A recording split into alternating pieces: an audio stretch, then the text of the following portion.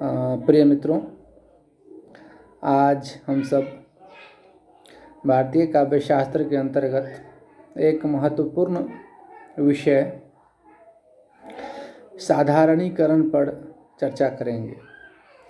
इस चर्चा के पश्चात आप साधारणीकरण को जान पाएंगे, साधारणीकरण की प्रक्रिया को जान पाएंगे एवं साधारणीकरण की स्थिति को जान पाएंगे। मित्रों, पिछले अध्याय में हम लोगों ने रस निष्पत्ति की चर्चा की थी।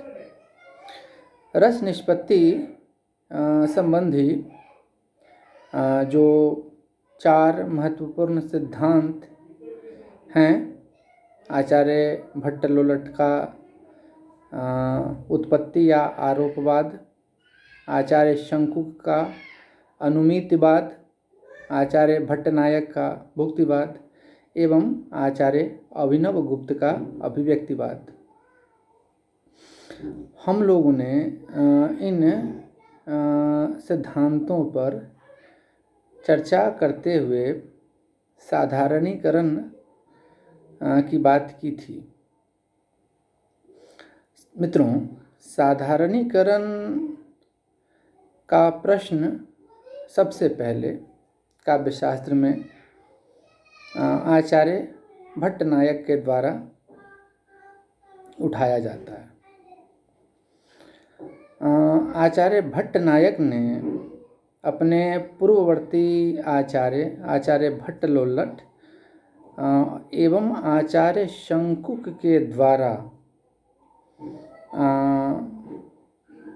पाठक या सहृदय के द्वारा नटादि पर आरोप के द्वारा रस की निष्पत्ति एवं अनुमान के द्वारा रस निष्पत्ति होने की प्रक्रिया को संदेह की दृष्टि से देखा। इसके पीछे कदाचित कारण यह था कि नट या नटी एक सामान्य मनुष्य होते हैं, एक आम नागरिक होते हैं और उनकी एक सामाजिक स्थिति होती है, उनकी अपनी एक सीमाएं होती हैं और उनमें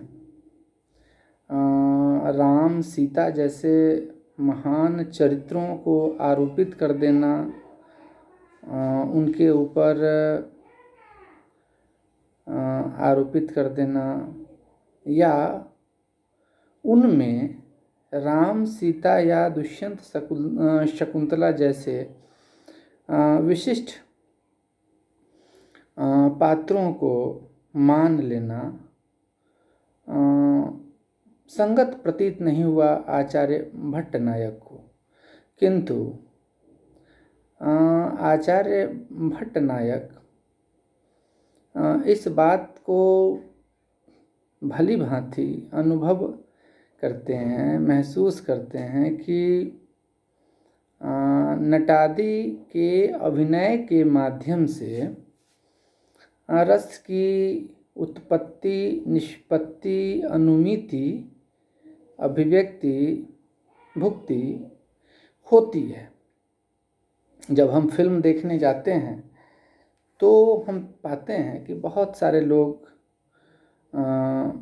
नायक नायिका के द्वारा जिस पात्र या पात्रा को अभिनीत किया जाता है, जिन पात्रों की भूमिका निभाई जाती है और उनके द्वारा अगर किसी मार्मिक प्रसंग की अभिव्यक्ति होती है तो सहृदय रोने लगता है, उसे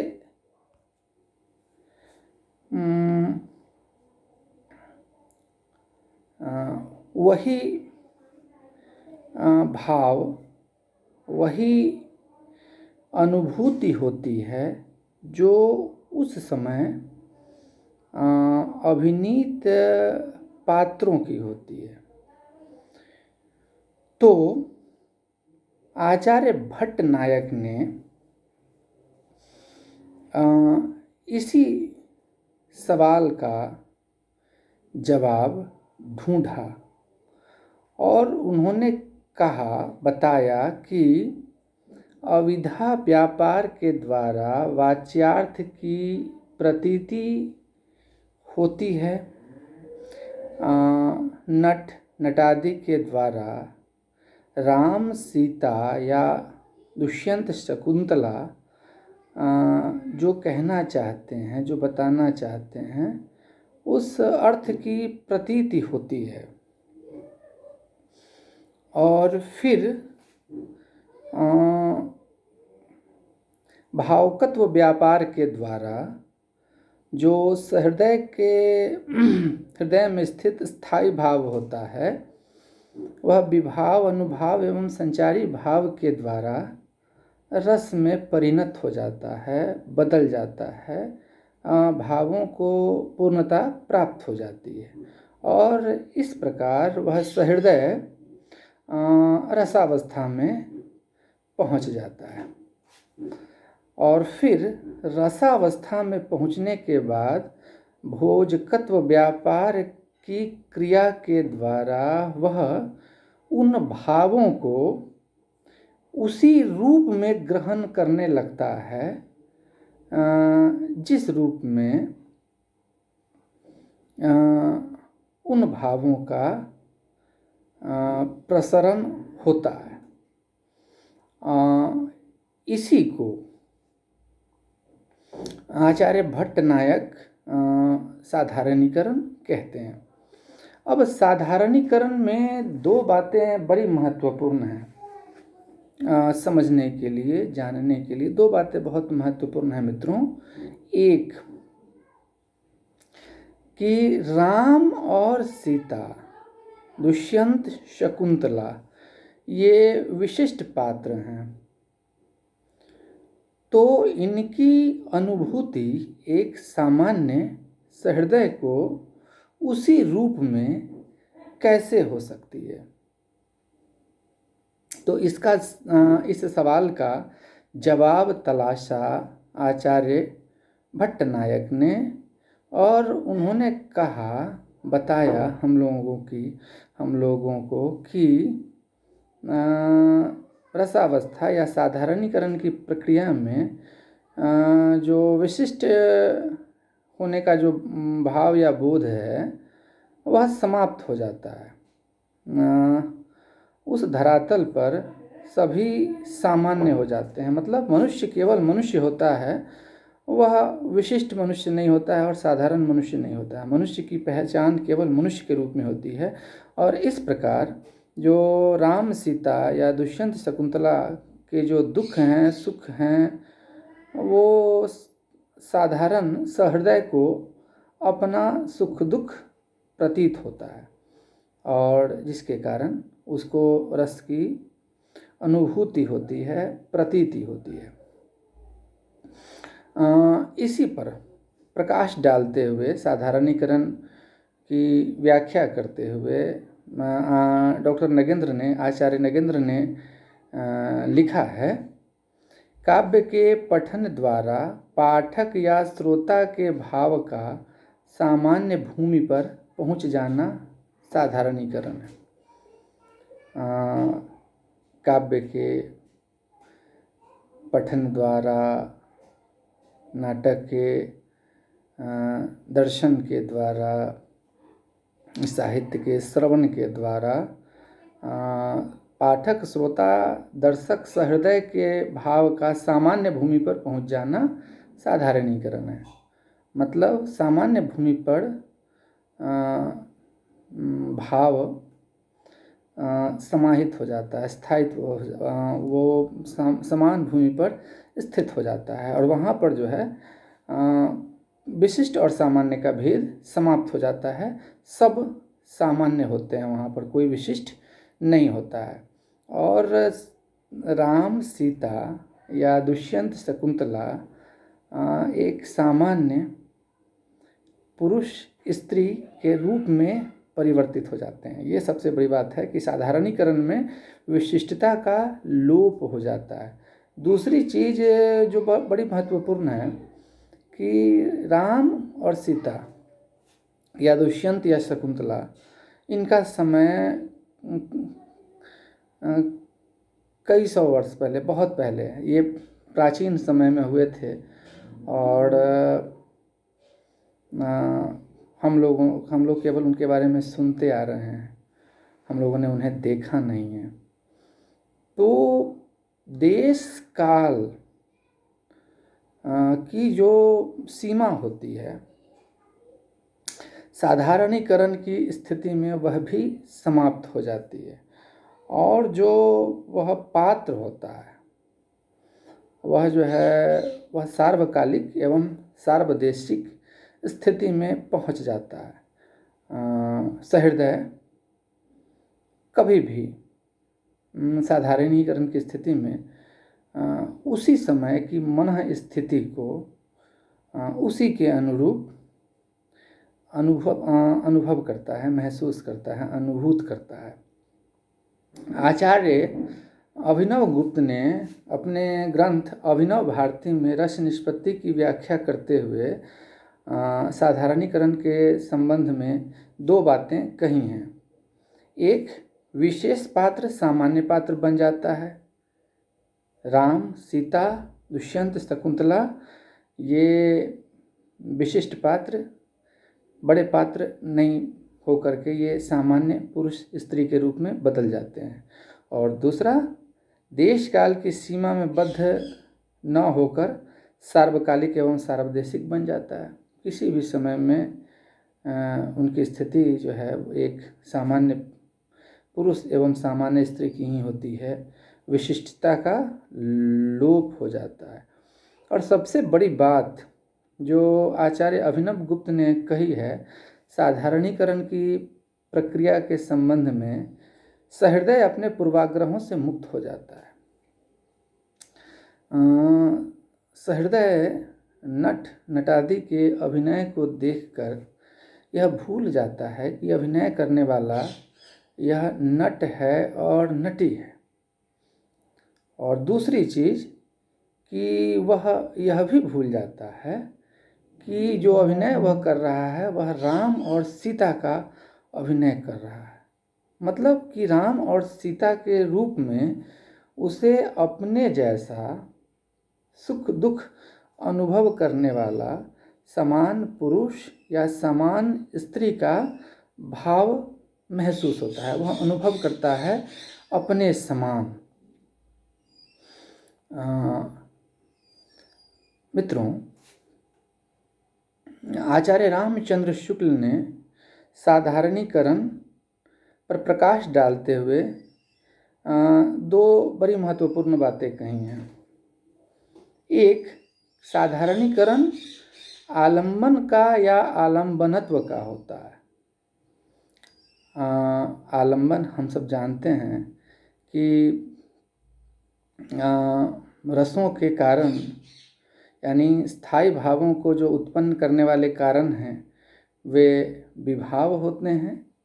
और विभाव के भी हम लोगों ने दो भेद किए थे, एक आलंबन विभाव एवं दूसरा उद्दीपन विभाव। तो भावों को जो प्रदीप्त करता है, उद्दीप्त करता है, जागृत करता है, मुख्य रूप से वह आलंबन विभाव होता है। और उसको रस रूप में परिणत करने में जो सहयोगी होते हैं, उसको उद्दीप्त करने वाले, जगाने वाले, मदद करने वाले सहायक भाव की भूमिका में उद्दीपन विभाव होते हैं।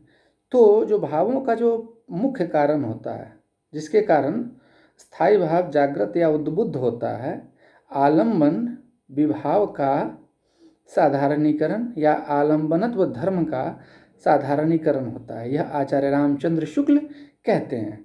और दूसरी बात जो आचार्य रामचंद्र शुक्ल कहते हैं, सहृदय का आश्रय के साथ तादात्म्य हो जाता है। मित्रों, सहृदय उसे हम कहते हैं जो सबके सुख दुख को समान भाव से अनुभव करता है, महसूस करता है। और तादात्म्य आत्मा से दूसरे की आत्मा में मिल जाना, एकाकार हो जाना। तो जो आश्रय होता है, जो सुख दुख को, उन अनुभूतियों को महसूस करता है, उसके साथ सहृदय का तादात्म्य हो जाता है। मतलब आश्रय की आत्मा और सहृदय की आत्मा एक हो जाती है, उनमें समानुभूति का संबंध स्थापित हो जाता है। और इसके कारण साधारणीकरण की क्रिया में जो रस का अनुभव होता है, आश्रय को उसी रस, उसी भाव की अनुभूति प्रतीति होती है सहृदय को। आचार्य नगेंद्र ने साधारणीकरण के संबंध में एक नवीन दृष्टि पर, एक नवीन दृष्टि से माफ़ करेंगे, प्रकाश विचार किया है।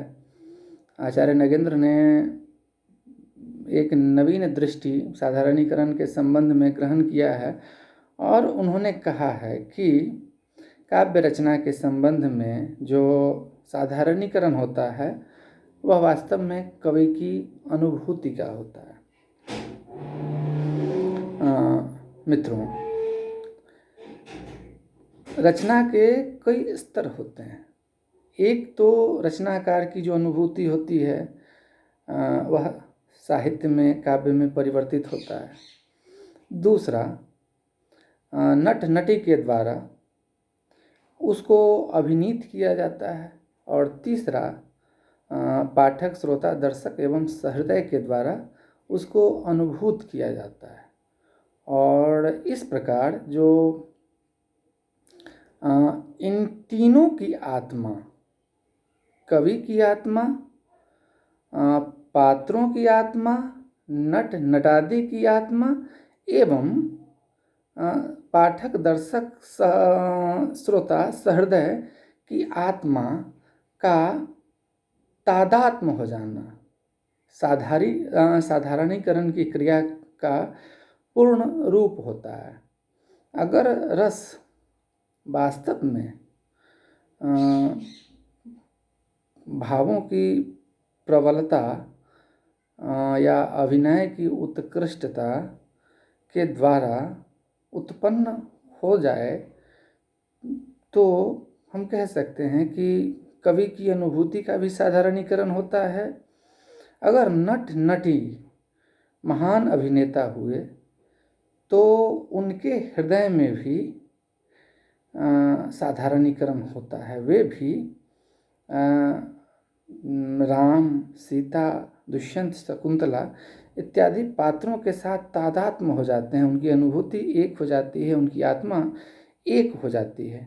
और फिर जो उनका अभिनय का जो उत्कृष्टतम रूप होता है, जिसके द्वारा पाठक, दर्शक, श्रोता एवं सहृदय तादात्म्य हो जाता है उनके साथ, एवं उसको भी उसी भाव, उसी रस की समान अनुभूति होती है। मित्रों, तो इस प्रकार हम देखते हैं कि साहित्य में विशिष्ट को साधारण, सामान्य भूमि पर स्थापित करने का सामर्थ्य है। और काव्य शास्त्र की प्रणाली में यह साधारणीकरण कहलाता है। बहुत बहुत धन्यवाद आप सबका।